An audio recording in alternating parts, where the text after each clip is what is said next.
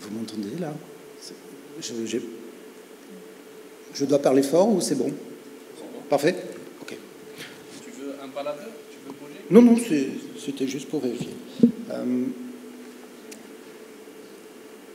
C'est difficile d'organiser un premier congrès de quelque chose. Et c'est un honneur, mais c'est aussi stressant de faire la première présentation de ce premier congrès. Alors, quand le docteur Stouli m'a proposé de le faire, je lui avais dit que j'avais travaillé en cabinet de groupe dans un exercice libéral pendant une dizaine d'années et que maintenant j'étais en structure semi-privée. Et il m'a dit que j'étais donc l'homme de l'emploi pour pouvoir justement être avec la connaissance de l'ensemble des manières d'exercer. En tout cas, la réhabilitation en pratique libérale, c'est avant tout la réhabilitation en pratique. Et elle est quand même... les difficultés sont peut-être différentes et on va les voir. Alors, je viens du sud de la France, donc dans la petite carte en bas de la diapo, donc la région Rhône-Alpes, Drôme-Ardèche, et puis la ville de Montélimar, la ville du Nougat, et une petite ville de 30 000 habitants, et puis à 30 km de là, un centre qui est dans la campagne, dans un village de 3 000 habitants, et qui est un centre consacré à la réhabilitation des patients. Alors j'ai trouvé un peu par hasard cet article d'un professeur marocain de médecine que je ne connais pas personnellement, mais j'ai trouvé intéressant de reprendre ce qu'il disait, parce que la situation actuelle au Maroc correspond à des facteurs qui font penser et qui amènent à réfléchir à la réhabilitation, avec un vieillissement de la population, avec de plus en plus d'importance dans la mortalité liée aux maladies non infectieuses, avec des problèmes nutritionnels d'origine alimentaire, comme Madame en a parlé, et puis avec l'extension de la protection sociale. Et donc tous ces éléments font que le contexte se prête à une prise en charge de ces éléments dont la réhabilitation traite. Alors la réhabilitation, il y a une définition qui est officielle. Cette définition a été mise à jour en 2013 par l'European Society et l'ATS, l'American Thoracic Society, pour bien pointer qu'il s'agit d'une intervention globale qui va avoir pour but d'améliorer l'état psychologique du malade avec une maladie chronique, pas avec une maladie aiguë, d'améliorer son état physique également, et puis, d'une manière générale, de faire la promotion d'habitudes de santé que le patient pourra mettre à son compte et à son profit à long terme. Il s'agit donc d'une intervention qui est globale et qui repose sur une évaluation individuelle du patient et qui inclut des actions fondamentales et des actions accessoires. Les actions fondamentales sont le réentraînement à l'effort. Le réentraînement à l'effort et l'éducation thérapeutique. Ces axes ayant pour but d'améliorer la santé globale du patient et d'essayer d'acquérir cette adhésion à la prise en charge. L'élément fondamental de la maladie chronique, qu'elle soit respiratoire ou autre, c'est cette spirale du déconditionnement. N'importe quel individu atteint d'une déficience va naturellement éviter de se mettre dans la situation où sa déficience lui occasionne une difficulté. Si je boite, je ne vais probablement pas faire de longues marches. Si je suis essoufflé, je vais probablement éviter de gravir plusieurs étages. Et cette maladie qui induit ce comportement va naturellement pousser l'individu à un état différent d'économie, d'adaptation, qui va lui-même devenir une maladie en elle-même. On peut donc dire que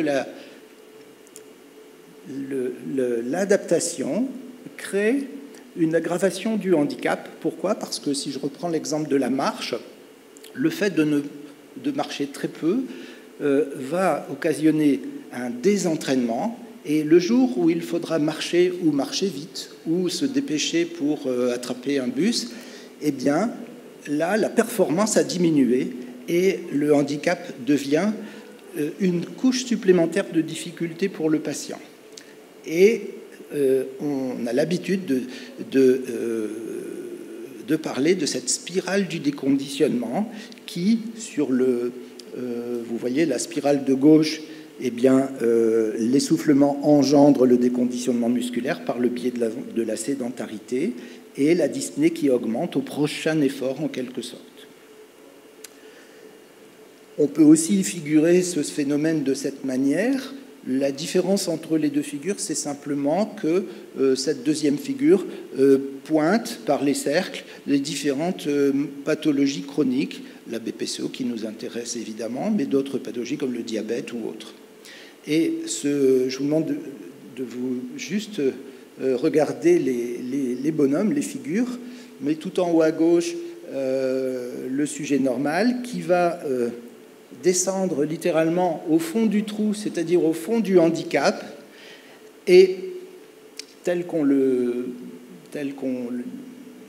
prétend, tel qu'on le souhaite, la réhabilitation prétend être capable d'aider le patient à retrouver et à reprendre son état de dynamisme, c'est-à-dire en haut à droite de l'image, par un certain nombre d'interventions. Et le soignant, si on se met à sa place, nous sommes le petit bonhomme bleu qui aide le patient à sortir de sa situation. Alors, qu'en penser à la réhabilitation respiratoire? La réhabilitation, eh ben, en fait, moi j'y pense tout le temps. Le docteur Ajaoui y pense certainement aussi souvent. Et peut-être que vous finirez par y penser également, ou peut-être que vous y pensez déjà. En tout cas, on dirait presque, peu importe la maladie bronchique, qu'elle soit bronchique justement, asthme, bronchopathie chronique obstructive ou dilatation des bronches chroniques, ou les maladies du parenchyme pulmonaire. J'aurai peut-être l'occasion de vous parler de la fibrose pulmonaire à la fin du topo, ou les atteintes pleurales, les séquelles pleurales, les maladies de la paroi, les scolioses, les déformations thoraciques. Eh bien, dès qu'il y a une atteinte, c'est-à-dire un handicap ressenti par la dyspnée ou par une difficulté à vivre le quotidien normalement, il est bon de penser à proposer une action de réhabilitation. Alors, ces tableaux, ce n'est pas pour vous les faire lire et encore moins retenir, c'est simplement pour recenser les différentes situations où la réhabilitation se discute, c'est-à-dire se propose dans les maladies respiratoires, mais également les maladies non respiratoires, les maladies cardiaques, l'artérite, les problèmes vasculaires, et puis les maladies rares du poumon, telles qu'ils sont représentés dans le tableau de droite, encore une fois, de l'ATS. Alors, on a donc en théorie beaucoup de situations où on peut se poser cette question, mais seulement la réhabilitation, c'est quoi exactement? Vous avez déjà montré tout à l'heure dans l'introduction que vous savez, hein, donc il ne s'agit pas de vous le dire, mais plutôt d'amorcer les discussions autour de ce que peut être la réhabilitation et comment on peut la structurer. On a l'habitude de parler du trépied de la réhabilitation pour pointer les actions fondamentales que sont le réentraînement à l'effort, on l'a dit, sous différentes formes, mais aussi l'éducation thérapeutique, justement avec cette arrière-pensée de l'autogestion du malade dans sa maladie chronique, et puis l'accompagnement global. Alors, plus détaillé, l'éducation, c'est quoi? C'est l'éducation déjà à prendre le traitement, mais aussi à savoir réagir, c'est-à-dire que faire dans quelle situation. C'est l'élaboration du plan d'action en fonction d'un événement qui peut arriver, une exacerbation, une bronchite, une aggravation, ou simplement comment gérer la vie quotidienne lorsqu'on est en difficulté pour faire ses courses, pour faire les gestes de la vie quotidienne. Bien sûr, la BPCO est une grande pourvoyeuse de situations pour la réhabilitation, et donc on ne peut pas ne pas parler du sevrage tabagique. La nutrition, on en a parlé, le BPCO est quelqu'un qui, s'il devient maigre, eh bien, est en danger mortel, et plus que la maigreur, c'est plutôt la dénutrition. On peut avoir des BPCO qui sont en surcharge pondérale, mais qui seront pourtant en amyotrophie ou qui sont en cachexie. Il y a aussi le soutien psychologique, le réentraînement à l'exercice, le renforcement musculaire segmentaire par rapport au réentraînement à l'exercice global, le traitement physique, le drainage bronchique, le contrôle ventilatoire, l'optimisation du traitement médical, bien sûr, l'oxygène, les vaccinations, les soins palliatifs, dans une vision large, mais on pourra peut-être en parler après, la réhabilitation est concernée, et puis les autres pathologies. Et donc, on peut tout à fait se dire, ça, je ne peux pas faire, parce qu'il y a trop de choses. Et comme vous le disiez tout à l'heure, effectivement, ça part dans tous les sens. Comment faire pour s'occuper de tout ça, pour prendre en charge un patient qui est bronchopathe et qui a trop fumé? Eh bien, il faut imaginer une organisation, il faut imaginer une équipe multidisciplinaire et une méthode, une organisation pour que cette équipe fonctionne. Donc ça, c'est l'idéal. Il faudrait pouvoir ça, et je sais que vous avez déjà exprimé que, eh bien, ça n'est pas forcément réalisable partout et toujours. Alors, plus en détail, que contient la réhabilitation? Bien, elle contient plusieurs axes qui sont en fait de composantes fondamentales, traitement physique, éducation thérapeutique, comme je vous le disais, puis les autres axes plus secondaires, ou en tout cas à mettre en œuvre selon le cas par cas de chaque patient. Quelles sont les contre-indications? Quand est-ce qu'il ne faut pas penser à la réhabilitation, ou pas tout de suite? Donc on a vu les situations où il y a dyspnée ou activité diminuée due à l'état de santé sont une bonne raison. Mais quelles sont les contre-indications? Eh bien, elles sont essentiellement cardiaques. Il faut être extrêmement prudent. Les patients que nous recevons en maladie respiratoire sont souvent exposés à des facteurs de risque qui sont communs aux maladies respiratoires et aux maladies cardiaques, et ont peut-être une pathologie cardiaque méconnue. Et de ce fait, passer inaperçu, il n'est pas forcément anodin pour un malade qui s'ignore, cardiaque, avec par exemple un rétrécissement aortique, ou des situations où l'accélération de la fréquence cardiaque va poser des problèmes, eh bien de se lancer sans vérification dans les efforts. C'est pour ça que j'ai fait cette petite représentation du certificat pour dire qu'il faut vraiment disposer d'un avis du cardiologue, un feu vert du cardiologue qui, s'il se passe quelque chose, pardonnez-moi l'expression, mais c'est lui qui rend en prison de ne pas d'avoir donné en quelque sorte un feu vert, ou en tout cas, il faut une validation de la sécurité du patient qui va faire un effort, et si possible, dans quelle ampleur, dans quelle amplitude. Et enfin, la motivation est un facteur fondamental pour que le programme puisse se dérouler avec succès. Alors, la réhabilitation, c'est bien éprouvé, c'est reconnu. Il y a des preuves de son efficacité, comme les preuves existent pour les antibiotiques ou les dérivés nitrés ou les anticoagulants. Ce sont des preuves de grade A, donc ce sont des preuves formelles, à tel point que la revue de bibliographie Cochrane a décidé d'arrêter de compiler les études visant à démontrer l'effet de la réhabilitation.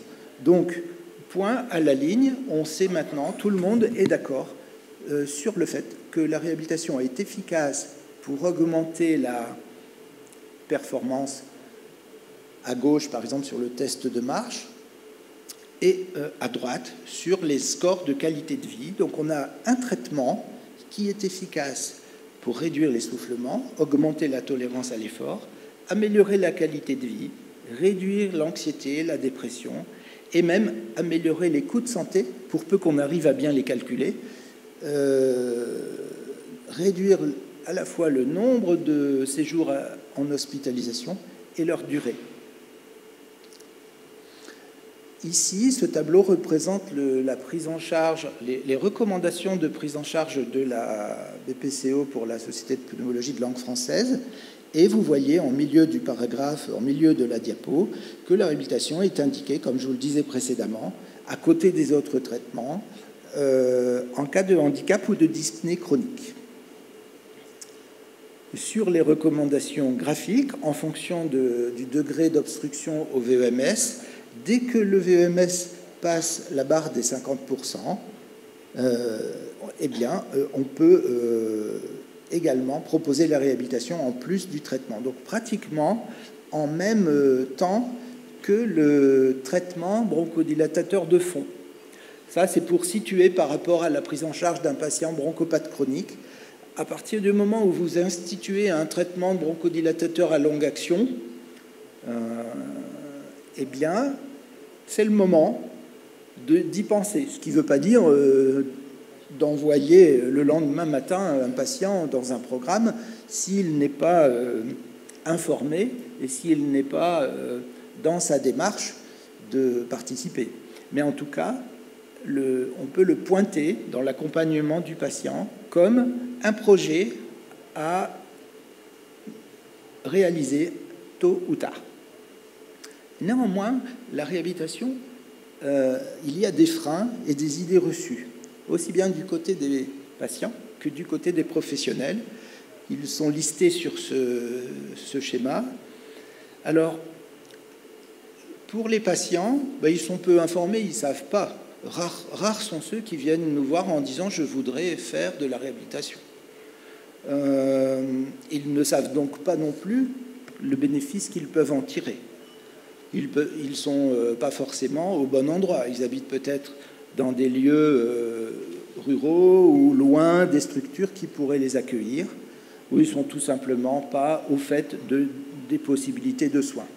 Côté professionnel, eh bien, on en a également parlé tout à l'heure. Il y a des difficultés de formation, de connaissances. Il y a peut-être des flous sur les propositions que fait la réhabilitation, et là, il faut en discuter. Les structures sont quelquefois mal réparties, hétérogènes. Il y a la question évidemment de la géographie. Les accès ne sont pas évidents. Et puis, tous les professionnels ne sont pas forcément non plus convaincus de l'efficacité de ces traitements. Et là aussi, il faut en parler, lever les doutes, et aussi pour nous qui défendons la réhabilitation, en donner les limites. En tout cas, un patient qui est seul dans la vie, qui n'est pas accompagné, ou qui continue de fumer, qui n'arrive pas à s'arrêter, ou qui a en général une difficulté à suivre les traitements, qui sera inobservant, ou qui est d'un tempérament dépressif, eh bien, tous ces éléments sont des facteurs de mauvaise réussite d'un programme de réhabilitation.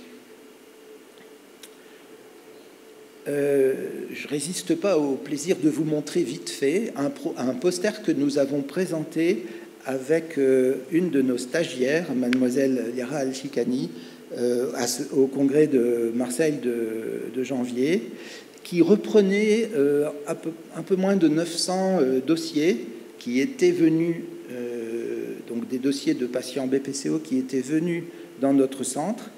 Et simplement pour vous montrer le carré des résultats en bas, qui montrait que on a toujours un résultat sur le test de marche. Il s'agissait simplement de reprendre des anciens dossiers et de regarder les progrès que les patients avaient faits au cours de leur séjour.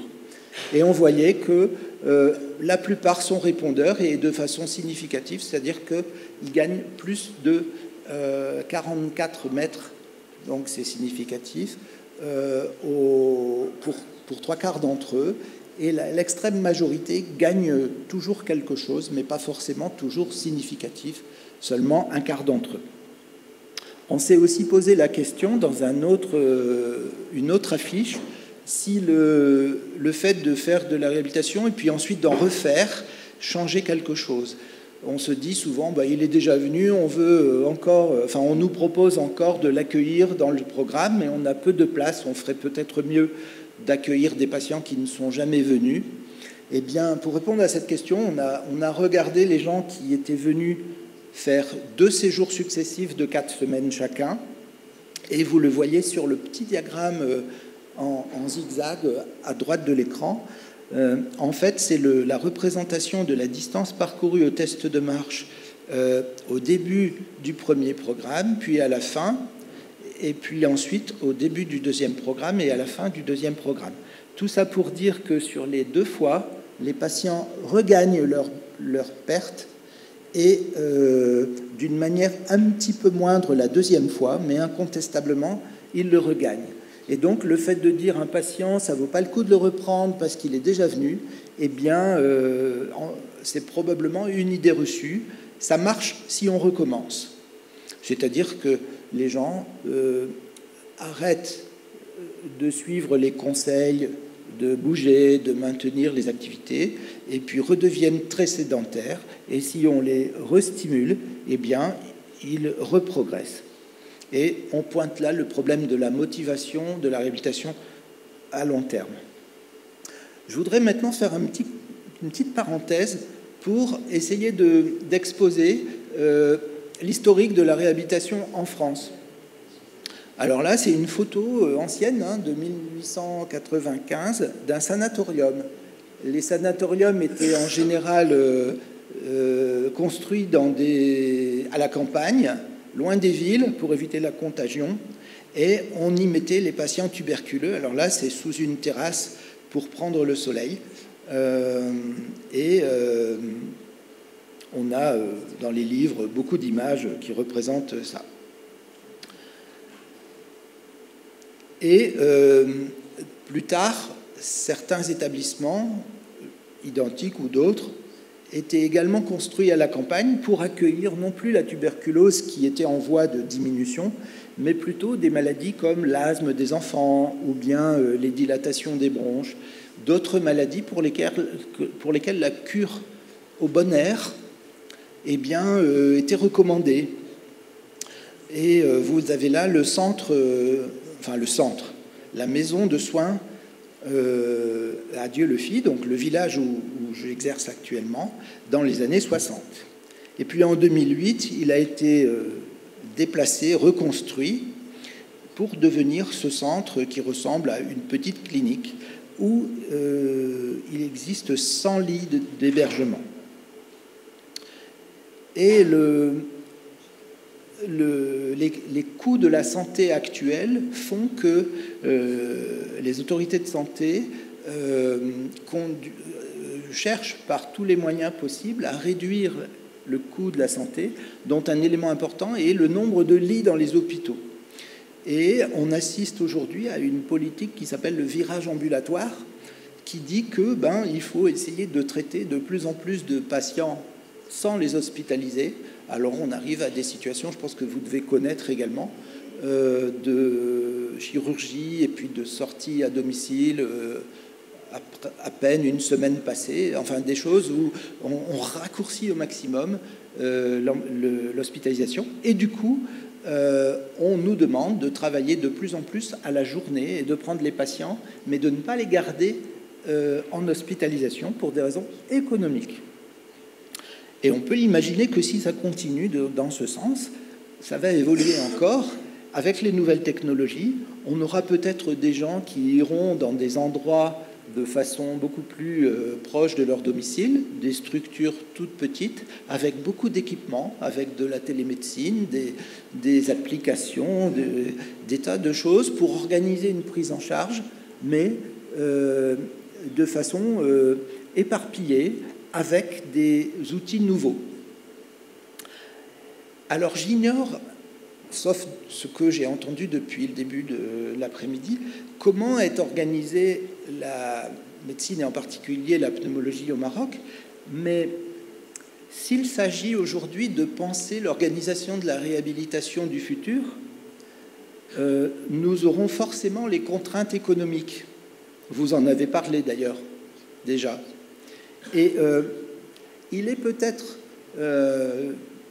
serait peut-être intéressant de penser, au fil de nos échanges, non pas la réhabilitation dans des centres, ou en tout cas pas que dans des centres, ou en tout cas pas dans seulement des centres pour tous les patients, mais plutôt dans une organisation beaucoup plus en réseau, beaucoup plus étalée, de façon à pouvoir la réaliser, pouvoir le faire avec des coûts qui seront maîtrisés, et pas forcément selon l'historique que je vous ai raconté juste avant. Et donc, on peut effectuer de la réhabilitation soit en hospitalisation, c'est la manière la plus classique, soit en hospitalisation de jour, c'est-à-dire en ambulatoire, soit même au domicile. Des prestataires proposent des accompagnements aux patients avec à chaque fois des avantages. Au domicile, eh bien sûr, on ne doit pas se déplacer, mais est-ce que c'est vraiment le but quand on essaye justement de conseiller de bouger? Inversement, dans un établissement, il faut se déplacer, on s'éloigne de sa famille. Chaque proposition a des avantages ou des inconvénients. Il peut exister des cas où c'est bon pour le patient d'être en rupture avec l'endroit où il vit, par exemple pour changer d'habitude de vie, arrêter de fumer ou sortir d'un conflit familial, par exemple. Mais ça peut être aussi très intéressant pour lui de rester chez lui. Revenons à la prise en charge nutritionnelle. Elle est super importante. Elle est nécessaire dès l'appréhension globale du patient. C'est pour ça que je l'ai placé avec les items sur l'état général, les antécédents, les autres pathologies du patient. Il est facile de déterminer l'index de masse corporelle. Il est peut-être plus compliqué de mesurer l'épaisseur du quadriceps au scanner pour montrer que le bronchopathe est amaigri. Il est possible, mais pas toujours nécessaire, de calculer la masse grasse et la masse musculaire d'un patient par balance à impédance-métrie, mais ce sont des possibilités qui existent. Mais en tout cas, les simples mesures de mensuration, comme le tour de cuisse, nous renseignent de façon plus rapide et tout aussi efficace sur l'état de masse musculaire d'un patient, par exemple. Qu'en est-il de la prise en charge sociale? Elle est nécessaire. En tout cas, il est nécessaire d'avoir un minimum de connaissances sur l'état du patient, parce que il y a peut-être des situations qui le rendent isolé sur le plan sur le plan social, qui sont liées à des difficultés personnelles qui ne sont pas du tout d'ordre médical. Et évaluer un patient par rapport à la réhabilitation comporte le fait d'évaluer sa situation sociale. Alors ça peut être plus ou moins étendu, de quelques questions que l'on peut poser nous-mêmes jusqu'à recours à un professionnel du domaine social, comme un assistant ou une assistante sociale. Le tabagisme, alors le tabagisme ne peut pas ne pas être cité, puisque il est à l'origine de l'extrême majorité des situations de BPCO. Alors, il faut l'évaluer de façon simple. La dépendance au tabac, ici, le score de Fagerström, qui est un test qu'on peut trouver sur Internet, qui est très facile à faire, ou les sites d'aide au sevrage tabagique sont des outils qui peuvent être intéressants. Et lorsqu'on évalue la dépendance au tabac, il est bon aussi de situer le patient dans son projet de sevrage. Est-ce qu'il est en fumeur satisfait de l'être et n'ayant pas envie d'arrêter, ou bien est-ce qu'il est dans une démarche, dans ce cercle de décision, de démarche personnelle? Est-ce qu'il est à son premier essai, à sa première tentative de sevrage ou pas? Ce sont des éléments qui sont importants pour l'aider dans son programme. Le sevrage tabagique faisant partie de la réhabilitation, les traitements, les substituts nicotiniques, les anxiolytiques, la prescription des activités physiques également en font partie, bien sûr. L'éducation thérapeutique. Alors, l'éducation thérapeutique, elle va permettre elle va avoir un rôle absolument indispensable dans la prise en charge, et elle va être d'autant plus efficace qu'elle sera associée à l'expérience du patient sur le plan physique.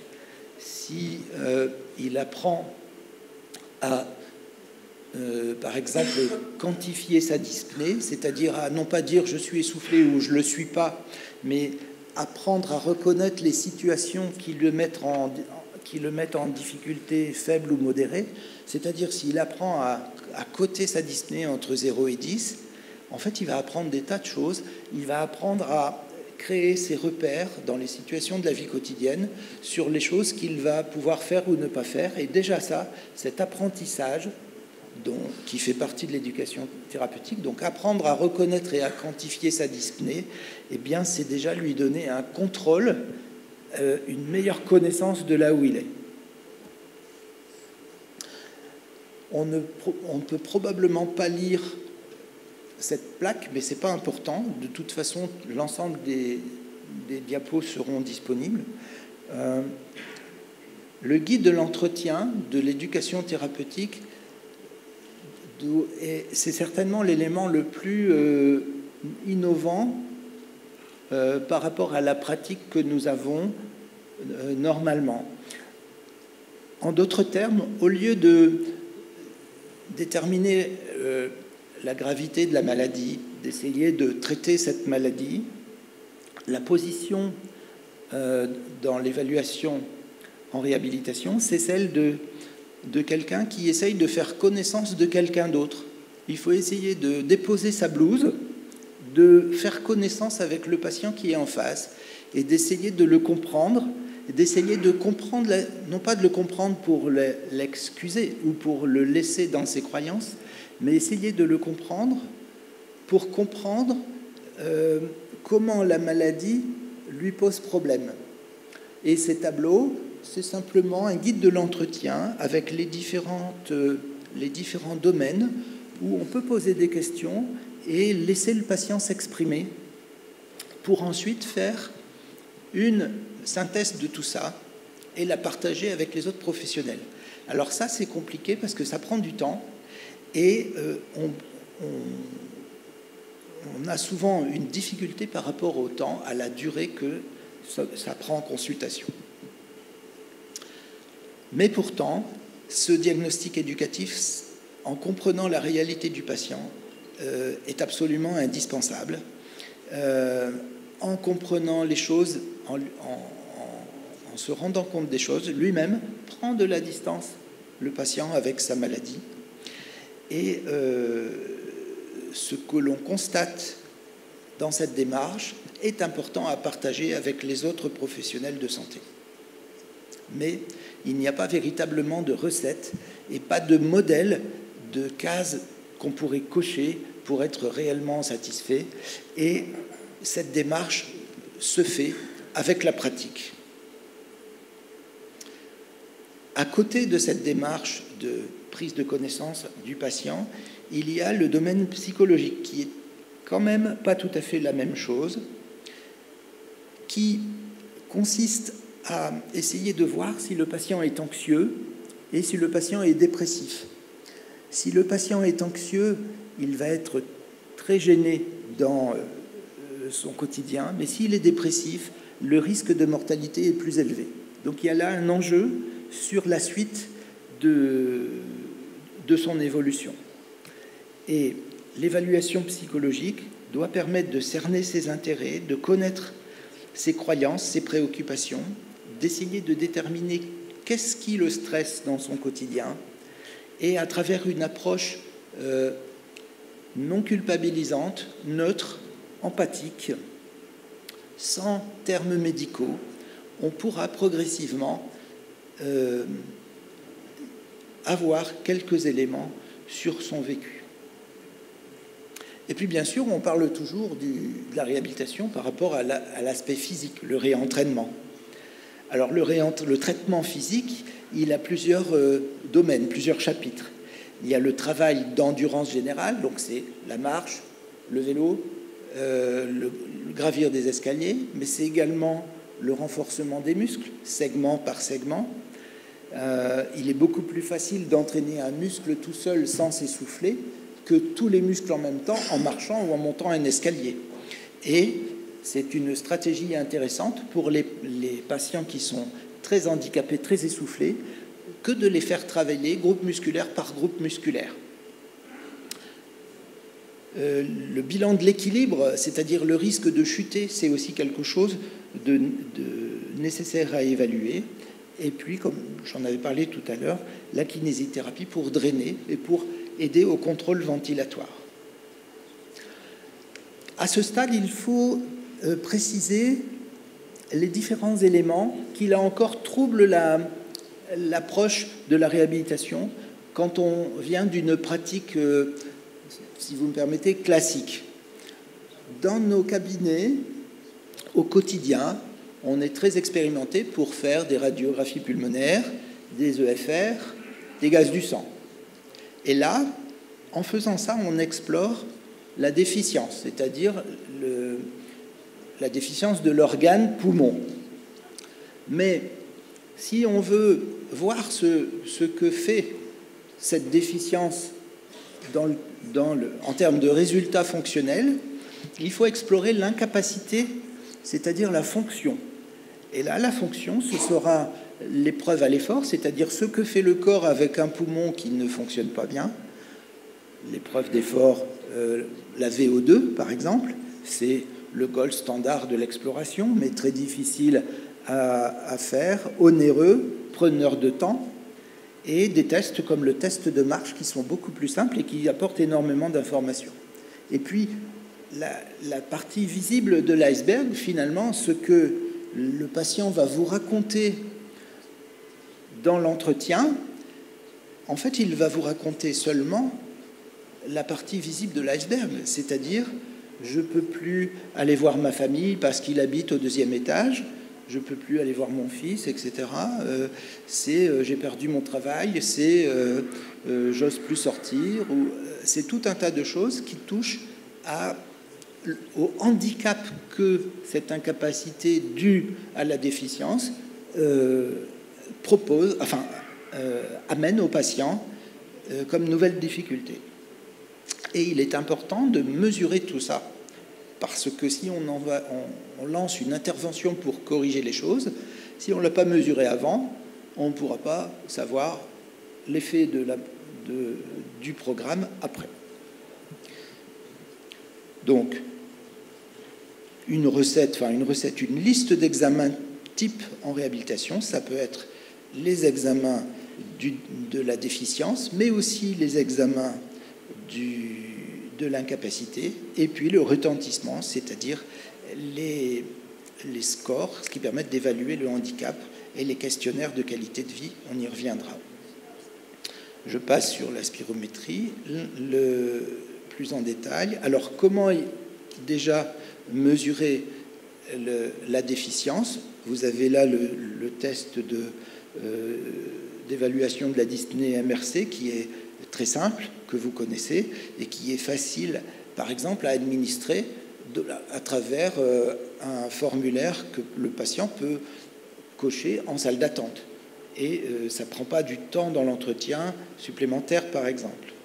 Le test de marche, on en a parlé, donc notre collègue l'a tout à fait bien décrit, donc il est standardisé, il dure 6 minutes, on recueille la distance parcourue, l'évolution de la saturation et de la fréquence cardiaque, et on en tire des éléments comme par exemple celui-là, avec en haut la chute de la saturation en oxygène. L'examen peut être fait en air ambiant ou avec de l'oxygène qui peut être tiré ou porté par le patient ou porté par un assistant. La fréquence cardiaque qui évolue à l'effort et qui va plafonner. Et puis, ce que va dire le patient en gras ici, la dyspnée au début et à la fin de l'examen. Il est intéressant de regarder ces résultats en les confrontant les uns aux autres. Et de cette sorte, on remarque de temps en temps une absence complète de relation entre la désaturation et l'essoufflement. Je ne sais pas si vous avez des patients qui ont acheté des oxymètres, des petits saturomètres de pouls. Vous avez des patients qui font ça. Ça se vend sur Internet pour quelques euros. C'est vraiment devenu très abordable. Alors le problème, c'est que, je ne sais pas ce que vous en pensez, mais moi, je passe mon temps à demander d'arrêter d'utiliser ces gadgets. Pardon ? Ça devient une véritable obsession. Exactement. Ça devient contre-productif, hein, c'est-à-dire que les gens pensent même plus s'ils sont essoufflés ou pas. Ils regardent un chiffre et on est vraiment dans la dictature des chiffres dans le mauvais sens. Il n'y a pas de relation entre la dyspnée et l'essoufflement. Au test de marche, quand on constate une saturation qui chute dangereusement, comme là par exemple à 80% chez ce patient-là, on peut réfléchir à, par exemple, donner de l'oxygène dans certaines situations ou pas, mais dans la plupart des activités quotidiennes, l'oxygène vécu, enfin la saturation vécue comme un besoin de prendre de l'oxygène, c'est tout à fait hors sujet en fait, hein, ça n'a pas de support scientifique. En revanche, vous pouvez avoir des patients qui ne vont pas modifier de façon évidente leur saturation, mais qui vont se trouver moins essoufflés en utilisant l'oxygène lors de la déambulation. Et là, ça peut être intéressant parce que ça peut leur permettre d'augmenter leur périmètre de marche. Et c'est quand même ça qu'on recherche. Alors, on a eu l'occasion de participer à une publication qui est en train de sortir. C'est tout récent. Je me permets de vous la présenter parce qu'elle permet de simplifier les choses. Le test de levée de chaise consiste à demander au patient de passer de assis à debout de façon répétitive le plus rapide possible, comme le test de marche dans un couloir, mais ce pendant 3 minutes. Alors on s'est amusé avec ce groupe dans lequel j'ai eu l'honneur de participer à faire des tests de marche, des tests VO2 et puis des tests de levée de chaise à des patients, et on a pu se rendre compte que le test de levée de chaise, en variant de 5 levées entre le début et la fin d'un programme de réhabilitation, permet de dire que le programme a été efficace. Ça évite de refaire un test de marche ou une VO2.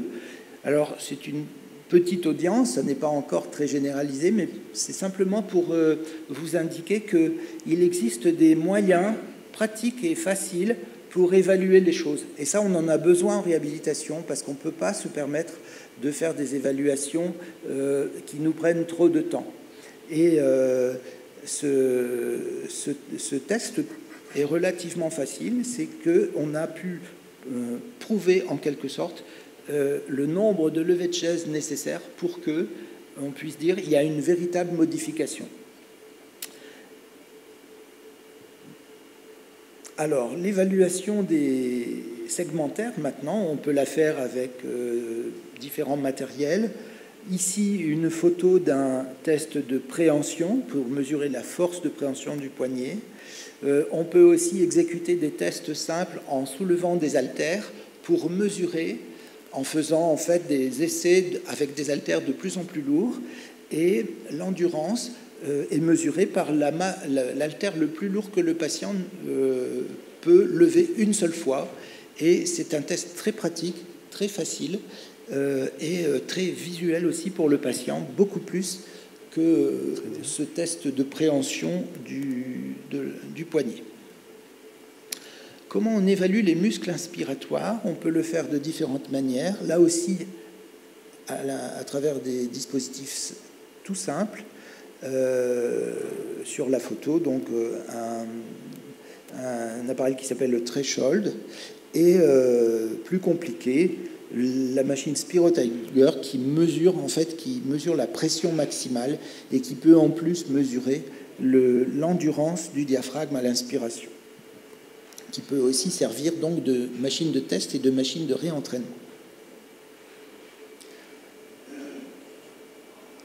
Alors, il existe aussi des tests tout à fait intégrés, globaux, comme par exemple le test de Tinetti. Le test de Tinetti consiste à observer le patient faire quelques gestes comme se lever, marcher, se lever d'une chaise avec aide des bras ou pas. Et c'est l'examinateur, alors je ne vous ai pas mis le détail de ce test, mais ce test évalue la capacité globale de l'équilibre d'un patient. Et chez les patients assez âgés, c'est très très important pour évaluer le risque de chute et donc les accidents domestiques. Et donc ce test est assez facilement utilisé, mais il demande c'est un test qui n'est pas donné par le patient, ne remplit pas la fiche. C'est l'observateur, en observant le patient qui exécute certaines manœuvres, qui va noter en quelque sorte le patient. Et un autre test qui est très intéressant, je vous le montre là, j'espère que la vidéo va marcher, ça s'appelle le test de Glitre, et ça consiste, vous allez voir, le patient se lève, il a un parcours du combattant, un peu comme un parcours militaire, vous remarquez qu'il a un sac à dos, il doit déplacer, chaque masse fait 1 kg, ce sont des petits haltères de chez Decathlon, il doit les remettre à la position initiale, et il doit respecter, il ne peut pas monter de 2 étages d'un coup, il doit repasser le petit podium et retourner s'asseoir. Et en fait, dans ce test de Glitre, on mesure le temps mis pour le faire. Alors là, pour ceux qui n'auraient pas vu, je peux la laisser tourner, mais c'est en boucle, hein, donc c'est la même vidéo qui recommence. Donc ça, c'est un test qui est très ludique, qui est très facile, qui est assez peu connu en France et qu'on commence à utiliser. Donc on est là dans une de nos salles d'entraînement. Et donc, je vous le recommande parce qu'il ne faut pas grand-chose. Il faut 2 étagères avec une crémaillère, parce qu'en fait, on règle la hauteur à la ceinture et à l'épaule du malade. Donc ce sont des étagères à crémaillère. Vous n'avez peut-être pas vu encore, mais voilà, c'est une crémaillère murale, hein, c'est tout simple comme matériel. Et le test prend moins de 5 minutes. Hein. Frédéric, je suis désolé, mais le temps passe vite. Oui, d'accord. Et c'est passionnant. On peut résumer pour... D'accord, je vais terminer. Alors, là, je passe sur les tests. De toute façon, ils sont dans les supports. Je voudrais arriver au plus important. C'est ce que je voulais vous passer un message qui était le suivant. L'idéal pour une démarche en réhabilitation, c'est de s'organiser pour faire un bilan initial et un bilan final. Entre les deux, le programme se déroule et ce n'est que de cette manière qu'on va pouvoir évaluer le résultat obtenu. L'idéal étant de pouvoir faire se rapprocher différents professionnels, pas seulement le médecin, mais le kinésithérapeute, le professeur de gymnastique, tous les professionnels volontaires pour cette prise en charge. Et puis l'autre élément, c'est comment consigner toutes ces informations dans le dossier médical. Alors ça, c'est simplement des photos de gens qui font des choses. Une dame qui soulève ses haltères, vous voyez. Elle pourrait peut-être pas marcher longtemps, mais au moins, elle va se muscler les bras et peut-être que dans sa cuisine, si c'est son problème, elle pourra plus facilement faire des choses après le programme d'entraînement. Là, une séance de gymnastique où on travaille surtout l'assouplissement thoracique. Je passe une séance d'aquagym, des séances d'entretien, de vélo. Je passe sur tout ça pour vous montrer ceci, qui est en fait un système qui permet de noter les éléments du dossier de réhabilitation, dans un dossier partagé sur le net. Ça s'appelle Colibri. Et vous voyez tous les items à gauche. Tout le contenu du dossier patient peut être coché et suivi. Alors, j'essaye de vous le montrer en vrai. Je vais me connecter en réel, mais ça ne semble pas se passer. Alors pour les techniciens, moi je suis pas habitué au Mac, et donc je vous propose, si on a du temps à la pause, peut-être de le faire pour éviter de perdre du temps et d'y revenir. C'est vraiment intéressant. Il est envisageable, si cela intéresse certains, de s'inscrire sur Colibri et de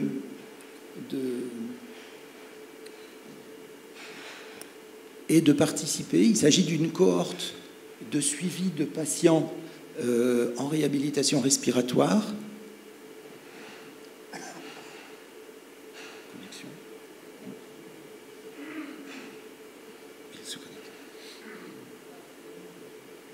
Le principe, c'est c'est ouvert, c'est gratuit, c'est la communauté pneumologique française et francophone. Les gérants de ce système ont été contactés et seraient ravis de partager.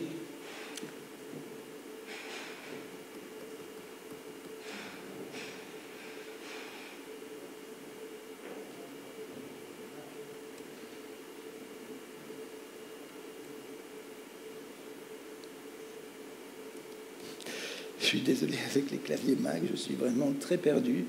J'ai pas la touche d'arrobase. Au secours, monsieur, où est la touche d'arrobase?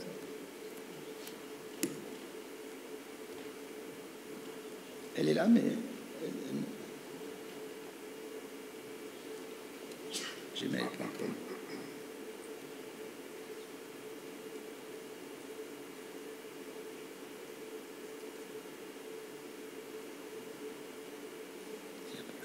Pomme, c'est pas pomme.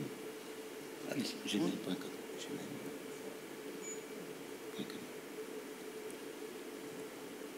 Merci.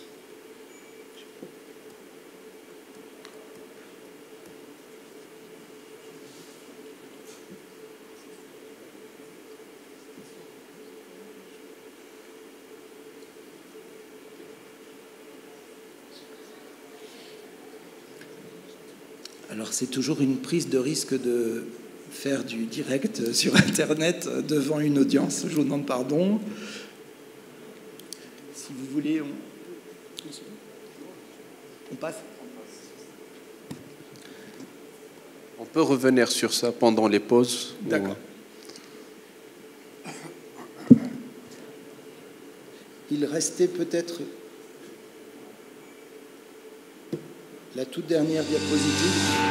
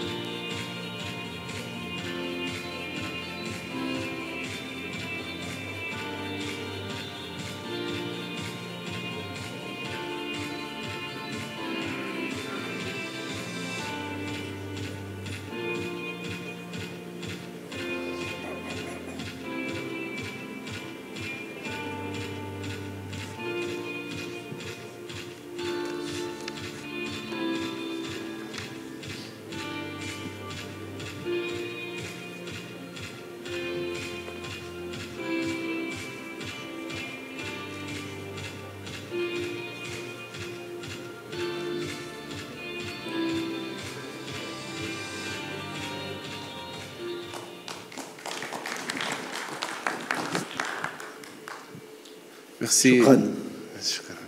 Merci Frédéric pour ce travail de synthèse que tu as fait avec beaucoup d'excellence. Résumer la réhabilitation respiratoire en une présentation de 30 minutes, c'est vraiment un travail qui demande beaucoup de concentration. Et peut-être un plaidoyer pour une deuxième édition, ça veut dire on peut élargir le temps pour discuter tous les volets de la réhabilitation respiratoire. Comme vous avez vu lors de la présentation, la réhabilitation respiratoire améliore la qualité de vie. C'est la qualité de vie des patients. La réhabilitation respiratoire, c'est une prise en charge globale du patient. Ça nécessite une équipe multidisciplinaire, pluriprofessionnelle, bien sûr avec beaucoup de chevauchement entre les intervenants, entre l'infirmier, entre le kinésithérapeute, l'ergothérapeute, l'éducateur physique, le psychologue, nutritionniste, etc. Motivation du patient, implication du patient dans ce processus de réhabilitation, et que cette réhabilitation, il a prouvé son efficacité de façon scientifique avec un fort degré de preuves scientifiques comme les autres outils thérapeutiques et techniques thérapeutiques.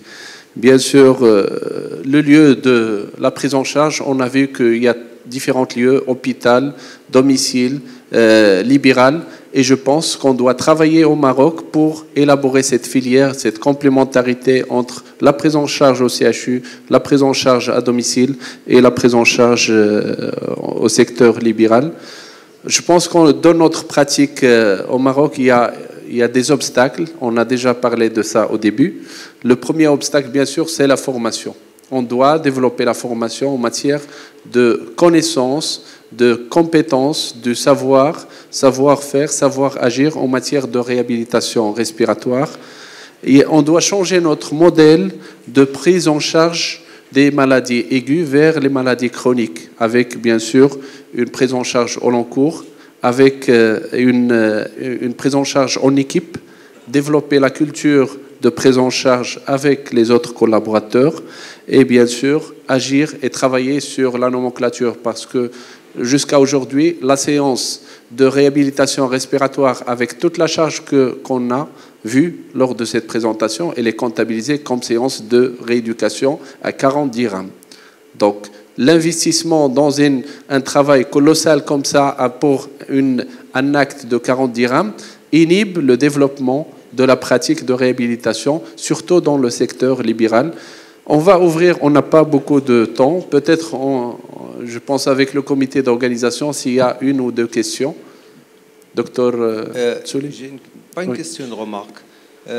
Par exemple, dans le Grand Casablanca, normalement, c'est le CHU qui doit faire des travaux pareils en médecine en général. Malheureusement, il y a un vide.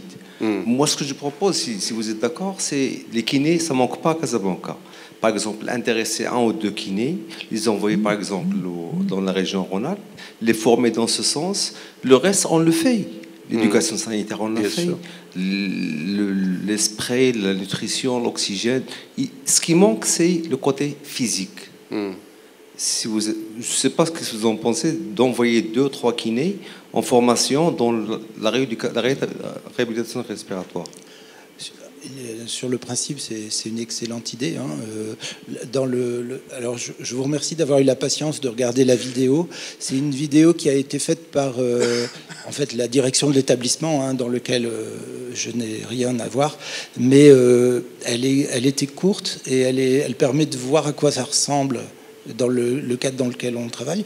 Et en fait, l'équipe de rééducateurs, kinés et profs de gym, reçoit en permanence des stagiaires, des échanges. Et donc, c'est vraiment tout à fait possible de trouver des solutions. Maintenant, c'est certainement pas... on n'est certainement pas les plus...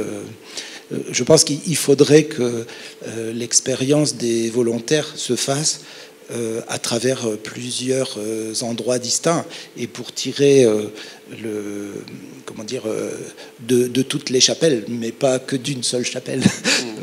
Mais sinon, ce serait avec grand plaisir. Si vous me permettez, je voudrais dire un mot sur Colibri, parce que, en fait, c'est un appel à volontaires. Ce site est un site créé par des pneumologues, donc les pneumologues de la région Rhône-Alpes. C'est quelque chose qui est gratuit et on peut s'inscrire comme pneumologue, mais aussi comme kiné. Par exemple, les kinés libéraux ou les services. Enfin, je veux dire, il n'y a pas de statut réservé. Et cela permet de remplir le dossier de réhabilitation avec les différents scores. Vous posez la question et il calcule le score directement. Et il y a une aide au diagnostic, il y a une aide à la prise en charge. Donc ça, pour un praticien qui souhaite commencer à évaluer des patients en réhabilitation, c'est vraiment un outil facile. C'est-à-dire qu'il n'y a pas à se créer sa propre organisation, on peut l'utiliser. Du côté du bureau en fait qui gère Colibri, donc les gens que j'ai contactés, dont je fais partie, sont tout à fait favorables à de nouveaux inscrits pour pouvoir échanger et pour pouvoir augmenter la base de données de patients. Maintenant, et ça c'est une question que je voulais vous poser, c'est les aspects législatifs, c'est-à-dire que je ne sais pas quels sont les fonctionnements au Maroc en matière de données médicales du patient par rapport au secret. Enfin, le site est confidentiel, hein, tout est sécurisé, mais il y a certainement nécessité de demander des autorisations pour pouvoir le faire. C'est vraiment un outil collaboratif qui est intéressant et qui échange à la fois entre médecins et entre médecins et kinés. Oui. Juste une petite remarque. Pour le Colibri, il faut quand même, il demande pour l'inscription qu'on ait un numéro français ou belge. Donc pour nous, il est carrément inaccessible. Déjà. Alors j'ignorais ça et le responsable peut-être l'ignore aussi, mais ça c'est quelque chose qu'on doit pouvoir solutionner. Ah oui, bien sûr. Oui. Et deuxième petite question en fait, parce que l'atelier porte donc comme titre la réhabilitation respiratoire en pneumologie libérale. Ça paraît un petit peu provocateur, parce que pour un programme qui est d'essence multidisciplinaire, qu'est-ce qu'on doit pouvoir faire, nous, avec le peu de moyens, à part l'éducation, le sevrage, le traitement médical, écouter un petit peu socialement la situation des malades, etc., donner quelques conseils, entre guillemets, mais ce n'est pas structuré. Est-ce qu'il faudrait avoir un réseau d'éducateurs, nutritionnistes, cardiologues, psychiatres, etc., où on doit prodiguer ces conseils par acquis de conscience. C'est tout. Il n'y avait vraiment pas de volonté de provoquer, j'en suis désolé.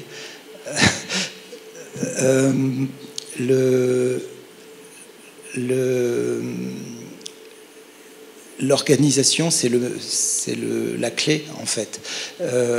Bien évidemment, en pratique libérale, on ne peut pas passer tout le temps à l'entretien, au fait de superviser les séances. Donc la seule solution, c'est de réussir à trouver autour de soi d'autres professionnels qui partagent cette volonté et de s'accorder peut-être avec un nutritionniste, avec un rééducateur. Dans l'établissement, dans la clinique où je travaillais avant de travailler là, en fait, on mangeait ensemble le lundi midi.